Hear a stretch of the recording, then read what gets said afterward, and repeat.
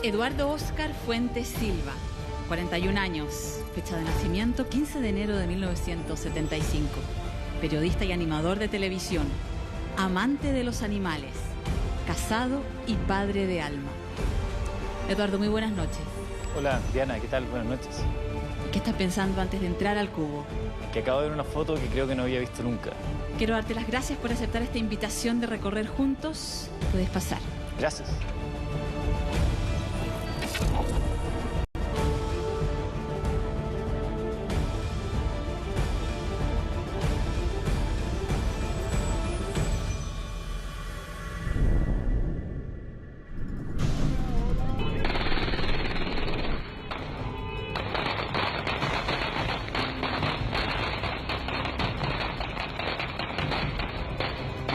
Esto ocurrió algunas semanas atrás, Eduardo, es el funeral de un joven de La Legua que murió baleado. Tú creciste en esas mismas calles. ¿Cómo se convive con las balas en La Legua? La imagen es aterradora y es motivo de una reflexión porque yo no la reconozco. Cuando yo era niño, sabíamos que había un sector que era más peligroso, donde mis papás me recomendaban no ir o ir con mucho cuidado, que me tratara de mantener ciertamente alejado. Y en esa época los ladrones que habían, o la gente que se dedicaba un poco a delinquir, tenían otra mirada. No existían estos tiroteos ni ese tipo de cosas. Aunque sí había mucho dolor y sufrimiento, pero no a este nivel de violencia que pudimos ver en esas imágenes que acaban de mostrar. Fueron a mi casa. ¿Pero conociste gente que estaba atrapada en la droga? ¿Tuviste contacto con narcos en esos años, en los 80? Mira, ahí está tu casa. Sí. Sí, conocí, por supuesto, y lamentablemente amigos con los que compartía las pichangas eternas en la calle, que parábamos cuando pasaba un auto y que la pichanga se acababa cuando se entraba el sol con una pelota de plástico. En el mejor de los casos, una pelota de plástico. Yo sé que algunos de ellos quedaron ahí, quedaron atrapados en eso. Y me da mucha pena, porque siento que eran cabros con las mismas ilusiones que yo, muchos de ellos con papás igual de esforzados, trabajadores y honestos como los míos. Y claro, saber que se perdieron no me deja indiferente. Para mí La Legua era mi barrio, no era el barrio estigmatizado, era el lugar donde yo me crié, los amigos que tenía, era donde yo vivía. Jugaba ahí en las calles, hacíamos trayectos con autitos, jugábamos fútbol, corríamos, de pronto nos organizábamos y pintábamos las cunetas blancas para el 18, poníamos guirnalda, era eso. Y los mismos que muchas veces estaban conmigo, yo he sabido, no los he visto, pero he sabido que algunos de ellos se quedaron pegados. Y es doloroso porque eran mis amigos de niño. Hay quien todavía se acuerda de ti de esos años, Eduardo. ¿Quién? Eduardo nació y criado aquí. La mamá nació aquí también, se crió aquí. Y después ella se casó, lo tuvo a él y vivió con él aquí hasta los 15 años. ¿Te acuerdas de Alicia? Alicia, sí, claro que sí. Ella vivía en la casa inmediatamente al lado nuestra, a mano derecha. Su marido, un hombre trabajador también, don Nano, que hacía trabajo de entorno. Y ellas eran dueñas de casa, con mi mamá. Es impresionante esta foto. ¿Te acuerdas de cuándo es esta foto? Para nada. No. Tendría 6 o 7. Yo creo. O menos. Sé que me emociona la risa que tengo. ¿Qué te gusta de esta foto? Que así era mi infancia feliz, muy, muy feliz. Con esos ojos achinaditos. Que mi hija los tiene. Hay una foto que vi hace poquito de mi hija riéndose con los ojitos chinitos también. Ay. ¿Tus papás? A ellos los debo todo. Qué grande era tu papá, ¿eh? Sí, bueno, da las circunstancias que mi papá era alto. ¿O tu mamá era bajita? Las dos cosas. Mi mamá además era bajita. Esa es la casa de unos tíos en la Florida. No recuerdo qué año. Esa foto, yo tengo una copia de eso en un altar en mi casa, donde yo los recuerdo. Y... Bueno, ando, con esto de ser papá ando hipersensible, ¿eh? ¿Cómo es ese altar, Eduardo? Es una mesita que armó mi mujer, donde hay una foto de ellos, hay una foto de unos tíos de André también que partieron, y donde yo me siento a conversar con ellos, a contarle mis cosas, a pedirle ayuda. Y básicamente a darle las gracias. Lo que más hago con ellos es sentarme a darle las gracias infinitas porque a su manera hicieron un trabajo increíble y si estoy donde estoy hoy día aquí en un programa de televisión revisando su historia es por ello. Yo no sería quien soy si no tuviera a sus papás. Eduardo, ¿cómo le vas a contar de tu mamá y de tu papá a tu hija? ¿Qué le vas a decir de Eduardo, de Lalo, como le decían, y de Suni? Historias preciosas. Las estoy escribiendo para que no se me olvide nada, porque quiero que mi hija sepa que esa mujer que estaba ahí, abandonada por su mamá, tenía un corazón gigante. Y que ese hombre grande que está ahí, que era más disparatado en su vida, tenía un corazón muy noble también. ¿Disparatado como tú? Yo creo que sí, pero con circunstancias distintas, evidentemente, porque la vida que le tocó enfrentar a mi papá fue una vida mucho más dura que la que me toca enfrentar a mí. Mi papá se sacaba la cresta trabajando, obrero, trabajador de una fábrica de helados. Ese fue el primer oficio que yo le conocí. Yo pensaba que era el dueño de la fábrica de helados, hasta que lo echaron y me di cuenta que no era el dueño. Cada tarde tu papá llegaba con un pan con queso o un sándwich de algo para ti. Ay, sí. Ocurre que, efectivamente, yo cuando tenía clases en la tarde, llegaba mi papá a la hora de las 7, 8, no sé. La fábrica de helados quedaba a 3 cuadras de la casa, en Mata Vial, así se llama la calle. Y llegaba y yo tomaba té y él sacaba de entre sus chaquetas, sus bolsitos, no sé, un pan con queso envuelto. Yo, mi inocencia de niño, asumía que mi papá había pasado, me compraba un pan con queso, me lo traía así como un regalo. En una oportunidad, no recuerdo muy bien cómo ni cuándo, me enteré que ese era el pan que le daban a él con una taza de té en la hora de colación en su fábrica, en la fábrica donde él trabajaba.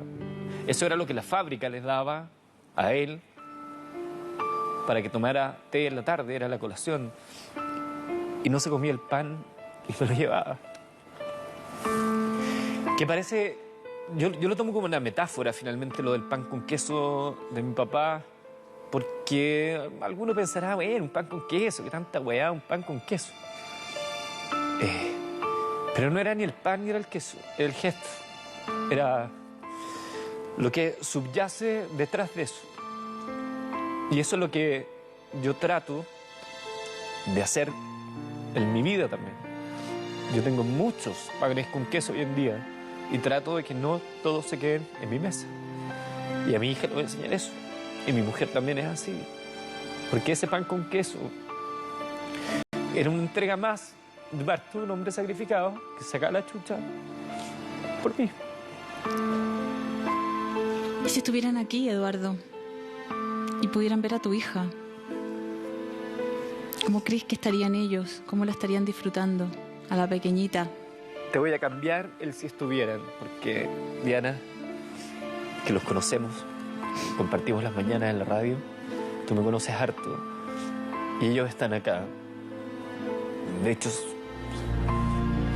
como en la Guerra de las Galaxias cuando termina y aparece Yoda, Obi-Wan, aparece Darth Vader, pero en su versión humana y como ya reconciliado, aparecen así mágicamente y Luke los ve. Yo me siento a veces como Luke y creo verlo en rincones, creo verlo ahí, ahora. mirando entre medio, mi mamá como escudriñando a ver qué está pasando, por qué mi hijo está llorando. Y sé que con mi hija también, ellos están ahí, cuidándolos, protegiéndolos. Son parte de su historia. Alma es lo que es y lo que será y está donde está, gracias a ellos. Y yo sé que ellos hoy están muy felices y orgullosos de verla, porque se habrían vuelto locos con su nieta. Tenían tantas ganas, yo creo, de poder abrazar una nieta, pero la vida nos demoró el camino. Pero yo sé que desde alguna dimensión están ahí. Y ahora que los veo así de grandes, en estas pantallas, que son bien imponentes, así los veo, así me los imagino apareciendo por rincones. Así de grandes. Así de grandes. Eduardo, mencionaste que tu mamá había sido abandonada. Cuéntanos esa historia. Es heavy. A mí, esta es una historia que yo acabo de cerrar.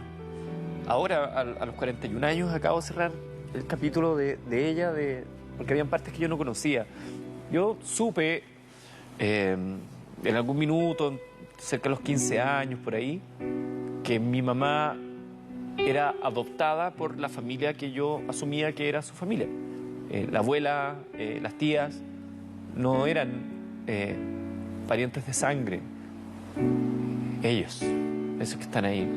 Y la mamá de mi mamá vivía al frente de nosotros, en la casa del frente. Era la vecina. Yo hace poco, gracias a un reencuentro que he tenido con esta familia de la Florida, con la tía Isabel, logré cerrar el círculo de Suni, saber que ella, a los 5 años, decidió quedarse en la casa del frente, porque en su casa no la pescaban. Y ella tomó esa decisión. Y cuando la fueron a buscar, esta mujer de 5 años le dice a la que era su abuela, cuando su abuela le dice, tu mamá te está esperando. Y mi mamá con 5 años le dice, ella no es mi mamá es esa mujer que está ahí adentro, que era la abuela Carmen, la que la criaba. Ella es mi mamá, no esa mujer. Yo me quiero quedar acá. Y ahí ellos tratando de explicarle a los vecinos, no, mira, déjala, que está cansada, que no sé qué. Pero curiosamente la mamá de mi mamá y su abuela, al parecer ni se inmutaron, les dio lo mismo. Les valió huevo y la dejaron ser. Y yo agradezco de todo corazón que hayan reaccionado con esa frialdad, con esa impavidez, con esa brutal maldad, porque con un niño no se puede hacer eso. Pero gracias a eso, mi mamá llegó a un hogar que le dio la alegría que ella se merecía. Y yo sé que fue feliz con ellos. Muy feliz. ¿Nos podrías contar quién es Chabelita? Porque vamos a escucharla. ¿La vamos a escuchar a Chabelita? Sí. ¿La escuchamos? La mamá era vecina de nosotros y la señora murió, así que quedó solita la Suni con su abuela y pasaba a la casa de nosotros, que éramos jóvenes en ese tiempo, y se fue quedando y se quedó. Mi mamá la crió de chiquitita, porque como no tenía mamá, se crió toda la vida con nosotros. Para mí era una hija. Incluso cuando se enfermó la tuve aquí yo 3 meses antes de que falleciera. Ella es Chabelita, la tía Chabelita. ¿Es tu tía? Ella sí, es. En términos concretos, es hija de la abuelita Carmen, pero obró como mamá de mi mamá. Para mí era la tía Isabel, la tía Chabelita. Mi familia paterna, que la amo también, vive en Curicó. Y ellos eran también un nexo acá en Santiago. Ellos todos viven en la Florida. Y son una familia muy genial, amorosos, llenos de cariño. Y hace poco me reencontré con ellos y ahí cerré la historia de mi mamá, la tía Chabelita, que tiene 90 y tantos años. No voy a decir tía Chabelita la edad para que no se ofenda. Que está impecable, tiene una cabeza brillante. Me contó esta historia. Y yo sé que mi mamá, de alguna manera, me tiraba la oreja a diario, porque yo había dejado pasar mucho tiempo de verlos, porque no había estado estableciendo contacto y necesitaba hacerlo. ¿Y tu mamá nunca te habló de esto, Eduardo? Para nada. para nada. ¿Por qué crees que nunca te habló de este tema? Porque mi mamá, yo creo que cerró el capítulo con su mamá y con esa familia, pese a que estaban al frente y que en algún minuto a mí me decían, esa es tu abuela, y yo pensé que me lo hacían para huevearme, para molestarme, porque era una vecina que era como la vecina media cascarrabia un poco del barrio. Y nunca lo hablé con ella, y cuando mi mamá enfermó de cáncer, apareció gente, que nunca supe muy bien quién era, que de alguna manera quería vincular o que se pudieran despedir. Y mi mamá no me lo dijo a mí porque yo no participaba de esa conversación, pero sí le dijo a mi papá que ella no quería, que no era el momento. Y yo también les dije lo mismo, le dije, mira, yo no sé muy bien cómo es la historia de ustedes, porque me decían, somos tus tíos. Le dije, yo no lo siento como tío. Ustedes son unos señores que vienen acá a decirme que son mis tíos, pero yo respeto la decisión de mi mamá, y si mi mamá dice eso, yo no voy a interceder por nada. Mi mamá está viviendo sus últimos días de vida. Yo quiero que ella esté tranquila. No la molesten más, por favor. Muchas gracias por acercarse. Agradezco por lo menos el gesto, pero ya fue. Ya fue. Dicen que más vale tarde que nunca, pero el tiempo a veces causa mucho daño. Y yo sé que... ¿Tu mamá estaba dañada por eso? Yo sé que sí. Mi mamá murió de un cáncer. Y hay muchos estudios que hablan que las penas propenden el cáncer. Y yo sé que mi mamá, con todo lo materna que era conmigo y con los niños del barrio, tenía tan desarrollado eso. Con los animales también. Yo de ahí heredo todo eso. Yo era pegado, como ven en la foto de mi mamá, para mí ella era todo. Era pollerudo, protegido de ella, mañosito. Y yo sé que mi mamá guardaba una pena en su corazón que me la ocultaba muy bien. Pero yo creo que eso, siempre he pensado, estoy casi seguro que esa pena se quedó dando vuelta y de alguna manera se transformó en un cáncer que me la quitó rápidamente. Mira esta imagen. ¿Qué recuerdos te trae esto? ¡Ay! Oye, pero no me van a quedar lágrimas después. Mi mamá, como sabía que el barrio era peligroso, salía a la calle, agarraba a los cabros chicos, los sentaba ahí en el pasillo y desde la ventana del living que daba al pasillo hacía funciones de títere. Yo al principio no lograba entender por qué chucha le hacía títere a otros niños y no a mí. ¿Te daba celos? Claro que me daba celos, pues era mi mamá. ¿Qué tenían que ver estos otros pendejos riéndose de los chistes que hacía mi mamá? ¿Y llegaban a tu casa? Porque estaban adentro de mi casa, mi Claro. mamá los agarraba y los metía para adentro. Hasta que de un día le dije, oye mamá, ya... No se lo dije en estas palabras, lo estoy diciendo hoy día. Debe haber dicho, mamá, ¿qué onda? ¿Por qué si acá el hijo soy yo? Córtala. Claro, así como ya, oye, mi dosis de cariño, ¿por qué tengo que compartirla? Y me explicó que afuera había lugares peligrosos, que era mejor que ellos estuvieran adentro, que les podía pasar algo, que por qué mejor yo no le ayudaba a hacer títeres. Y me dio vuelta y empecé a hacer títeres con ella. Y yo metía la mano también, nos asomaba, me hacía títeres para allá, ¿dónde está acá? Y las típicas. Los niños se reían. ¿Y preparaban los títeres y después preparaban el guión o la obra? Sí, era como, teníamos como una línea básica, así como ya, hoy día el títere rosado, que era como una ranita rosada, va a ser el rey y el parecido a la rana René va a ser el príncipe valiente, y inventamos. Y hacíamos otros con calcetines y otros que eran una pala nomás, o la cuchara de palo de la cocina. Era otro personaje. ¿Recuerdas algún fragmento? ¿Lo puedes reproducir? Era que a mí me gustaba, yo me cagaba de la risa cuando el típico que llegaba el malo, entonces estaba hablando el príncipe. Con voz de títere tiene que ser. Por supuesto. Decía, niños, ustedes me tienen que decir, porque eran como de español, siempre eran como español, y estaba mucho influjo de las películas bíblicas dobladas. Hostia, tío, vienen los filisteos. Ustedes me tienen que decir dónde está el malo, ¿ya? ¡Sí! Y aparecía el malo. ¿Dónde está el malo? ¡Ay! ¿Dónde está el malo? ¡Atrás! Y así nos llevamos 20 minutos, hasta que al final se veía y era el cagadero de risa a todos los cabros chicos. Y yo me acuerdo haber estado así cagado de la risa y haber visto una vez a mi mamá como yo era más chico, la veía muy feliz haciendo esto. Yo sentía que que ella era plena en esos instantes. Y era histriónica, era actriz, era comunicadora. Total y absolutamente. Buena para la talla, rápida, súper rápida para la talla, siempre con una broma, cantaba, saltaba, se reía. Era tan feliz mi mamá. A pesar, por eso a mí me llamó la atención, porque a pesar de la pena que escondía, ella era una mujer muy feliz, llena de vida, llena de alegría. Y a mí me emociona cada vez que escucho que alguien me recuerda a mi mamá, gente que la conoció.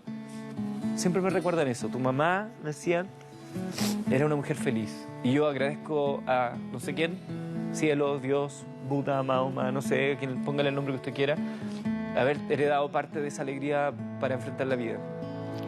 ¿Eres peleador cuando chico, Eduardo? Quiero creer que no, ¿eh?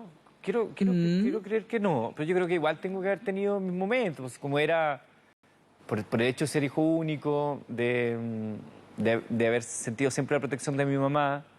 Entonces yo creo que igual me envalentonaba y me lanzaba nomás, y yo sabía que tarde o temprano iba a venir Zuni al rescate.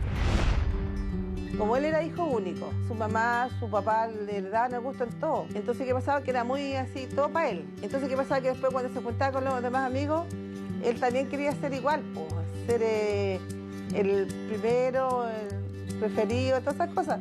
Y aquí los niños de la cuadra son más peleadores también, pues, si los niños son peleadores. Pero pegaba un combo y arrancaba. Pegaba un combo y arrancaba. Porque no era muy peleador, valiente, como para seguir la riña, no. Una peleadita y chao, y se escondía nomás. Y ahí iba del papá llorando. Esas eran las peleas de él, nada más. No.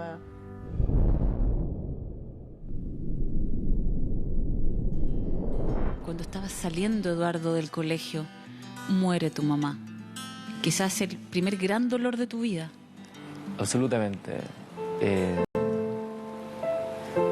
Ahí está mi mamá, para el 18. Eso fue el 18 de septiembre antes de partir. Mi mamá en septiembre, octubre, se sentía mal, tenía dolores, la típica que se aguanta en el dolor, se aguantan todo. Y va al doctor, Hospital Barros Luco, por estos dolores. Para mí era un procedimiento de rutina, estaba en cuarto medio. Y tenían que sacar algo, me dijeron a mí, le van a sacar algo, van a hacer un estudio de ese algo que le sacan. Y recuerdo haber llegado un día de vuelta del colegio a la casa. No estaba mi mamá, estaba mi papá.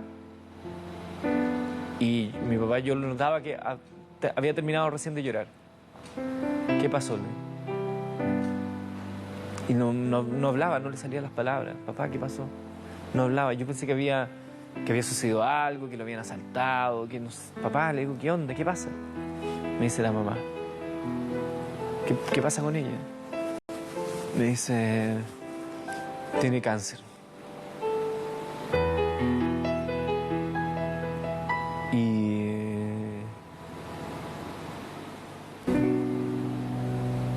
me dice, tiene cáncer. Y lo veo que se derrumba. No se cayó físicamente. Sentí algo así como que se caía, como cuando uno juega Jenga y se caen las torres de palito. Y yo sentí que mi papá se desmoronó en ese minuto, apenas terminó de pronunciar la palabra cáncer. Y le digo, pero ¿qué se puede hacer? ¿Se puede tratar? Los médicos dicen que no se puede hacer nada y que tiene 3 meses de vida. Y ahí me tocó a mí, pues, como que me desmayé. No me desmayé, sino que sentí ese golpe duro, fuerte. ¿Lo sentiste físicamente? Estoy en este minuto experimentando una sensación de agobio acá en el pecho, muy parecida a la que sentí cuando mi papá me dijo eso. Como cuando tú sientes que te apretan, que algo pasa y como que no, el cuerpo te está... Y lo estoy sintiendo en este minuto. Es muy fuerte esa emoción en ese instante y no entendía nada. ¿Cómo 3 meses? 3 meses, me dice. Y lloraba mi papá y yo me puse a llorar con él, lo abracé. Dije, tranquilo, papá, va a estar todo bien. Y fueron 3 meses. El 19 de enero, 4 días después que yo había cumplido 18 años, la Zuni se fue. Esa foto es de septiembre del año anterior a su muerte. ¿Ya sabías que estaba enferma? Supimos un poquito después de eso. Ella ya tenía molestias, se sentía mal, no se sentía bien, pero no nos había contado. A fines de ese mes, en octubre, ella ya era tal el dolor, ya no se pudo aguantar más y fue a este examen donde terminan dándonos su diagnóstico. Y a pesar de todo, miraba cómo se sonríe. Vestía de guasa porque le gustaba todo este hueveo de el 18, Halloween. Bueno, Halloween no se celebraba en esa época, pero la fiesta que hubiera, ella la vivía siempre. ¿Y qué pasa cuando te dicen son 3 meses? ¿Qué pasa contigo, con tu papá, con ella? ¿Lo hablan en familia? Yo me enchuché con Dios.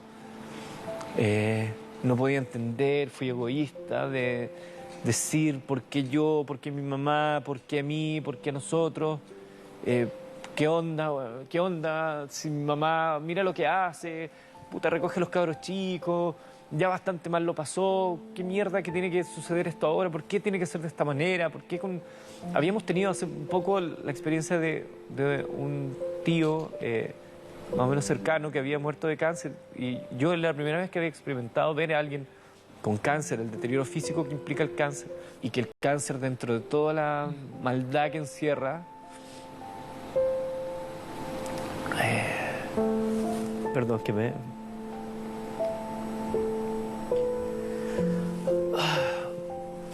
Perdón, Diana, es que... Tranquilo. Con lo del cáncer me... Sí. Entiendo tu rabia, entiendo lo que sentías, me lo puedo imaginar. Hace muy poquito me tocó vivir de nuevo una pérdida por cáncer de una niñita que apenas conocí por una enfermedad, la leucemia. Entonces el cáncer siempre lo veo ahí, anda rondando, anda dando vueltas. Pero el cáncer dentro de todo, y tuve la oportunidad de decírselo a un amigo con su mamá, mi amigo Vicente, que su mamá también se la llevó el cáncer, que dentro de todo tiene una sola cosa buena, y es que la puta enfermedad te está avisando que se va a llevar a tu vieja, a tu ser querido, y te da la oportunidad de decirle 1 y 1000 veces que la amas. ¿Se lo dijiste a tu mamá? Dime un número. 2000, todos los días, elevado a 10 por 1000. A cada instante que la vi, le decía, mamá, te amo, mamá, gracias, mamá, eres la más linda, mamá, vas a estar mejor, mamá, te estamos cuidando, mamá, gracias por, mamá, ¿te acuerdas cuando esto? Siento que no le debo ningún te amo a mi mamá, aunque nunca es suficiente. No quedó nada pendiente entre tú y ella. ¿Tuviste tiempo de hablar con ella, de despedirte, de contarle, de preguntarle? Ocurrió que cuando mi mamá estaba grave, coincidía con la gira del colegio. Yo no quería ir porque sabía que mi mamá estaba grave, estaba viviendo sus últimos días. Pero mi mamá me dijo que si yo no iba, para ella iba a ser muy doloroso, porque ella había trabajado mucho para que yo pudiera ir con mi curso, con mis compañeros a Chiloé, y que su sueño era que yo viajara. Y yo no sabía qué hacer.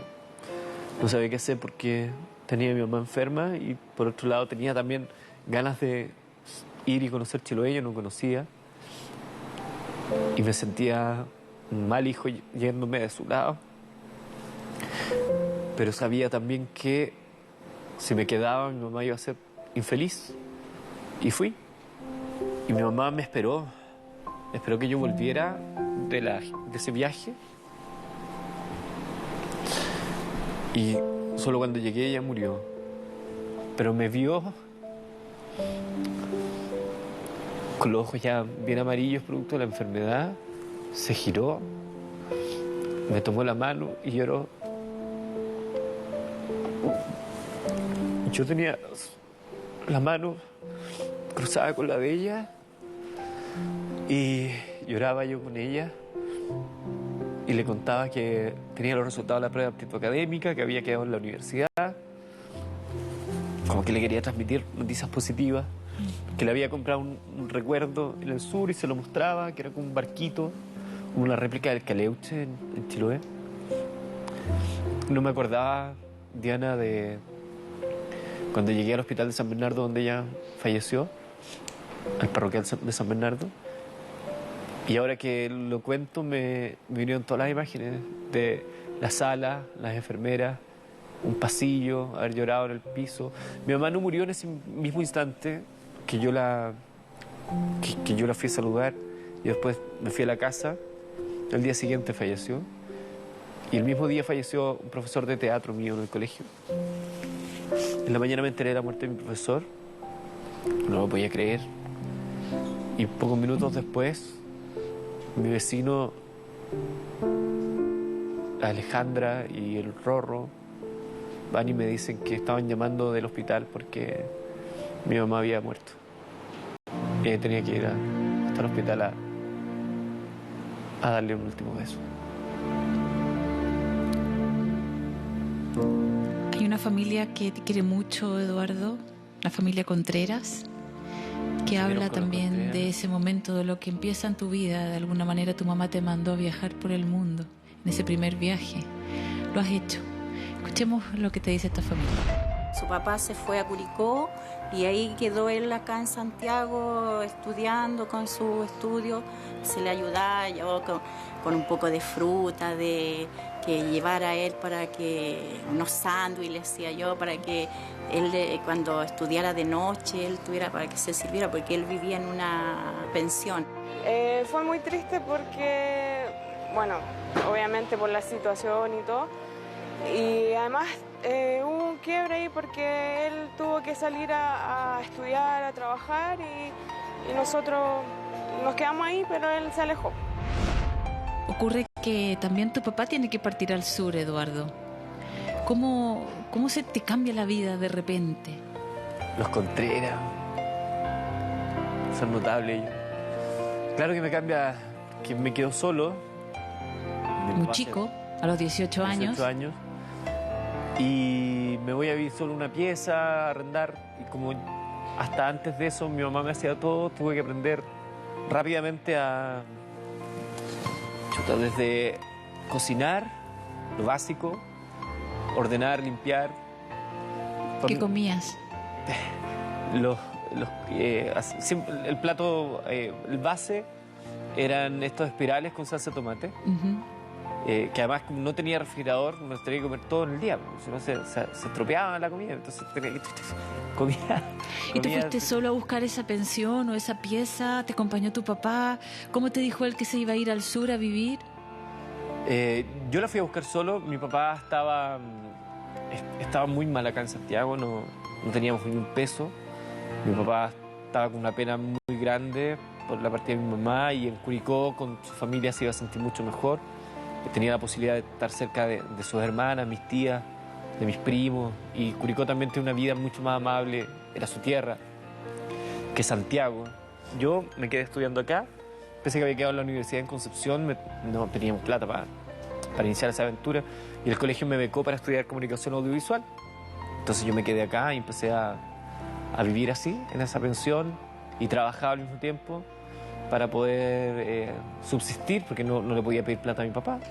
Yo animaba eventos, desde los 15 años ganaba plata animando eventos, entonces no me resultaba tan extraño, pero era esta vez solo. Yo salía y volvía y estaba todo igual, ya no había venido Zuni a hacerme la cama, si no había que comer había que armarse algo para comer o lo que fuera. Y fue como, siempre pienso que es como un MBA de madurez para mí, y fue muy oportuno vivirlo, porque me cambió la mirada de la vida, y siento que ahí me convertí en un adulto. Y atiné con la vida, y dije, mis papás se sacaron cresta y media, yo no me la voy a farrear.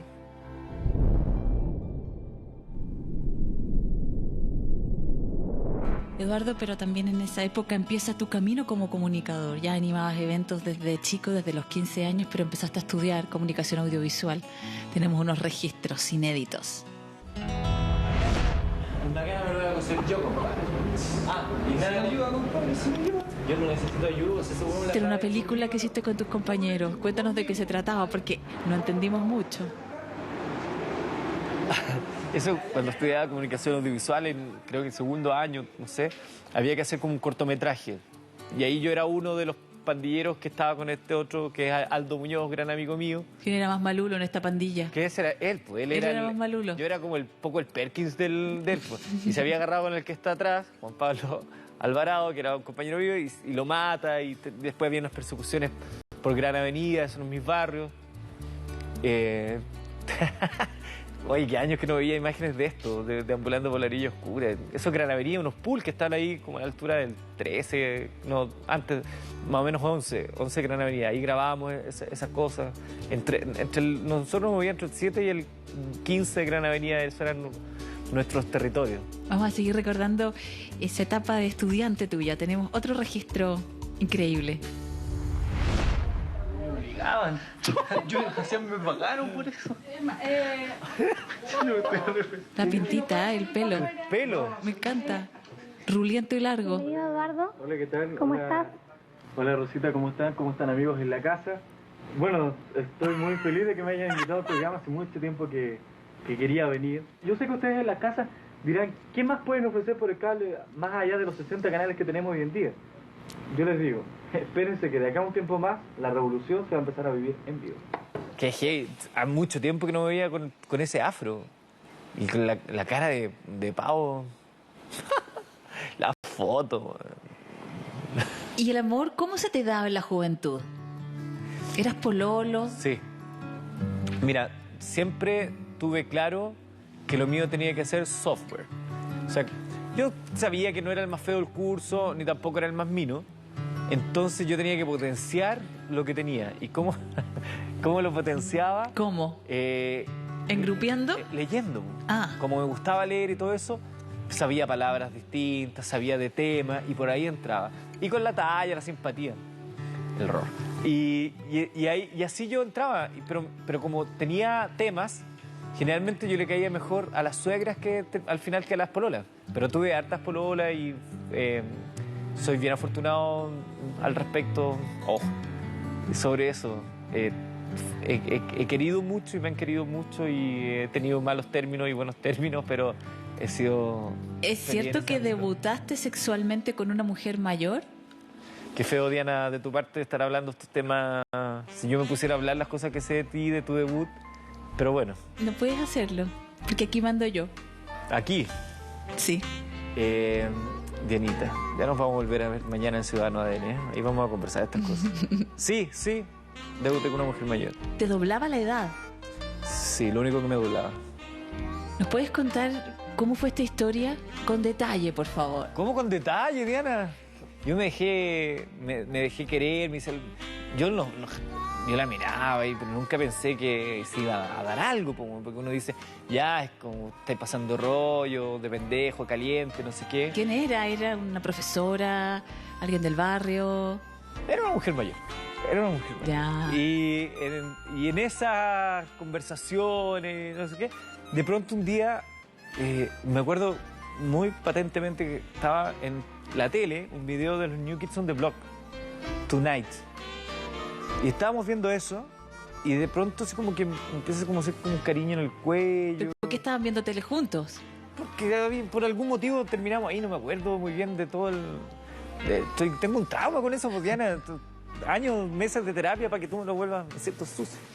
Y estábamos, y bueno, y New Kids on the Block, Tonight, la, Tonight. Y de pronto como que cariñito por acá y yo así como, y así como que la manito por acá y sí, ¿qué onda esto? ¿Es lo que yo creo?